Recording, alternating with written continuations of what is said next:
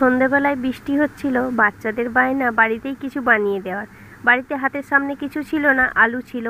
আলু দিয়েই আজকে দারুণ একটা স্ন্যাক্স তৈরি করে দিলাম।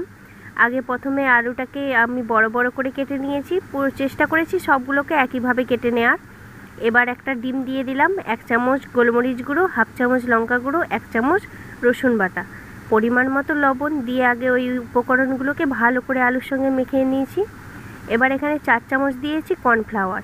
অল্প অল্প কর্নফ্লাওয়ার দিয়ে ভালো করে মেখে নিতে হবে, যেন জলভাব না থাকে। কড়াইয়ের মধ্যে তেল গরম করে এবার একটা একটা করে দিয়ে ওগুলো ভেজে নিয়েছি। কিছুক্ষণ পরে উল্টে দিয়েছি, উল্টে দিয়ে উল্টে পাল্টে এবার লাল লাল করে ভেজে নিলাম। এবার এর থেকে বেশি আর লাল করব না, এবার এগুলোকে তুলে নিলাম।